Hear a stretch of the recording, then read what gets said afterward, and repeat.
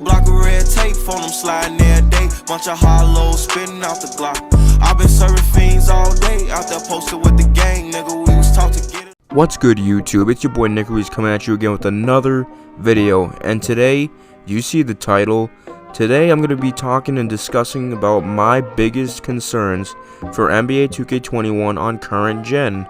Now, on next gen, I feel like 2K is definitely going to be one of the best 2Ks we've seen in years. I mean, look back at 2K14 next gen. That game was amazing. Like, it's kind of underrated, to be honest, because when people bring up the best 2Ks, 2K14 next gen is left off the list, and I feel it's one of the greatest 2Ks ever, bro.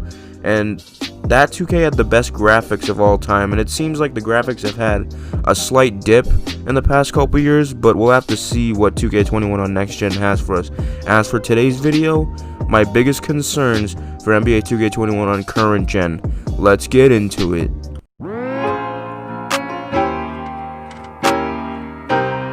Let's start out with animation, okay? Animations are always one of my biggest components and one of my biggest problems every year. Basically, I'm always wondering what new animations are going to make its way into the gameplay this year and the next game.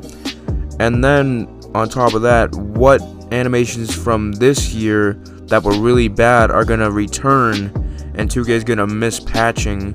Like, for example, there's so many animations, but even Damian Lillard, remember in that gameplay blog post, he said he hates that animation where you throw a full court pass, you know, an outlet pass, and it goes straight out of bounds. I know that angers every 2K player that plays the game, and it shouldn't happen because these NBA players are really tall and they're athletic. They should be able to throw a full court pass in the basketball game, so you have to let us do it in 2K. And if you have a problem with it, like, I know not every player should be able to do it. It should depend on pass accuracy, but it's a simple full court pass, man. We should be able to pass them easily. And this next animation I want to talk about, I know we talk about it every year, the bump steal animation.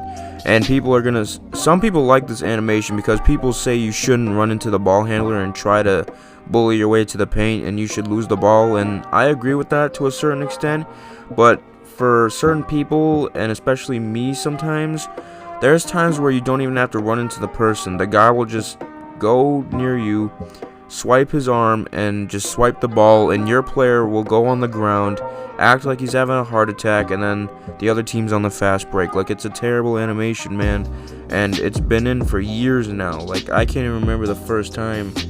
I don't know the first 2K it was in, but I know it's been in for like at least the last 5 years. The animation is really brutal, man, and it wouldn't be as bad if you didn't make the animation 2K make it so that you're having a heart attack on the ground and you're not getting back up. Like, for example, your on-court awareness. NBA players have a ton of on-court awareness, yet when someone bump steals me in the game, which that bump steal isn't even real life, like, steals in real life happen on ball and off ball and in the passing lanes, not by swiping the arm and just getting a lucky steal.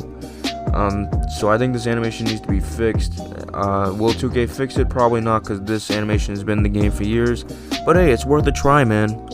And then we can't forget the animations where you're diving for a loose ball and 2K makes your legs go out of bounds and touch the sidelines. Like, 2K, what is that, man? Why can't we manually control when we save the ball?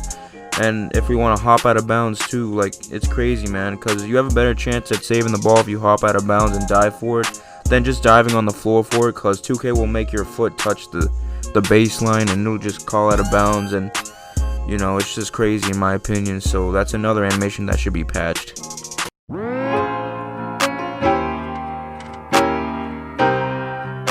Now let's get into the neighborhood and scenery, okay? Now, if you saw the gameplay trailer last week, you know that in the trailer there was a piece of scenery that showed the rec center, 2K shoes, and then it showed something called 2K Beach. Now, a little bit of a spoiler alert, my next video is gonna be things that I'm excited for NBA 2K21, and the 2K Beach is gonna be on that list because I'm excited to see what it is. But I'm begging you, 2K, please do not give us the exact same neighborhood from 2K19 and 2K20 for a third straight year in a row, man. That would be crazy. And if you do that, that would mean you gave us the same neighborhood for 26 to 28 months. And it also depends on 2K21 current gen's life cycle. I expect it to be like 2 to 5 months, because you have to remember, 2K, not every person is going to get a next gen console. So you should still make current gen a banger of a video game. Like, please, like, don't neglect current gen just because next gen's coming out, because not everyone will be able to get a next gen console. I'm going to try and get one, but there's no saying how strict Sony will be when it comes to purchasing and pre-ordering the new console. So we'll have to wait and see about that. But 2K, do not give us the exact same scenery for a third year in a row. Please, 2K. I'm begging 2K, and I hope that 2K Beach is a new scenery and a new piece of scenery in a new neighborhood. So yeah.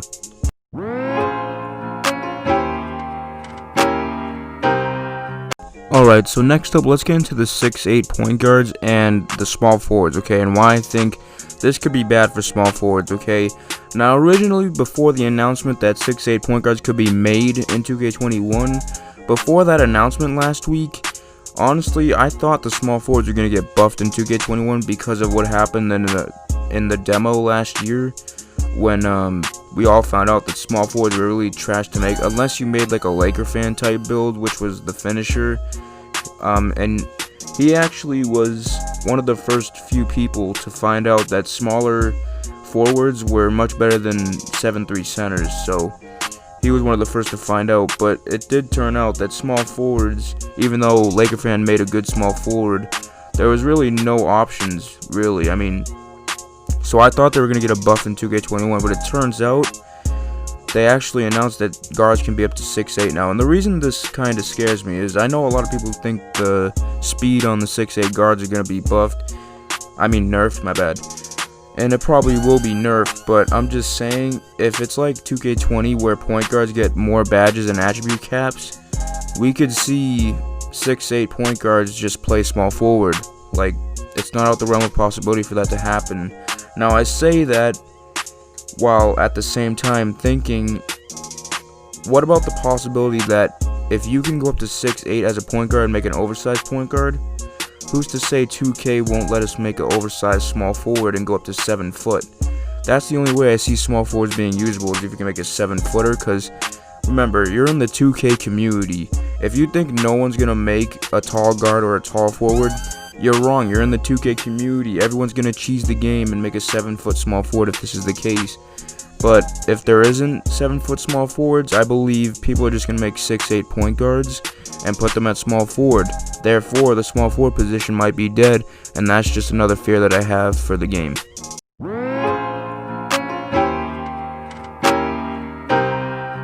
Now, as stated earlier, I don't want current gen to be so neglected, okay? Like I said earlier, not everyone's getting a next gen console. I know that for a fact, okay? Because even Sony, like, I know the pre-orders and all that stuff, it's gonna be really strict. Like, there's no telling how strict it's gonna be, but I feel like it's gonna be really strict. It's gonna be, I wouldn't say difficult to get a next gen console, it's just like the amount of next gen consoles, like, it's gonna be tough because not everyone's gonna be able to get one, and then some people just can't afford one. I'm gonna try and get one. I've been saving up for a while, but like, man, like, I'm just begging 2K to not neglect NBA 2K21 current gen just because next gen's coming out, and I understand next gen's gonna be much better, I'd imagine, because all the new features, but you can't just forget about current gen. And remember, current gen's still gonna be 2 or 4 months of a lifespan, maybe even 5. You're talking maybe Thanksgiving, Christmas time is when people start getting the next gen consoles, and that's just the supposed release date around the holidays. So you need to make current gen respectable and make it playable. You can't just neglect it and leave it to be high and dry, you know what I'm saying? I really hope it's a good game. Yeah, man, like, it just can't be neglected. That's all I'm saying. Like, just because it's current gen, that doesn't mean you can neglect the game and just, wing it. Like, you have to have new features, and next video I'm going to go into those features that are making me excited, because the fact is I am a bit excited for current gen, That's the truth, because I want a new 2K to play. So yeah, man, but what do y'all think about this? Let me know your thoughts in the comment section below. It's been your boy Nick Ruiz. What did you think about this video? Please like, comment, and subscribe if you're new. Love you all. Please stay safe during this coronavirus times. It's been your boy Nick Ruiz. I'm out for now. Peace.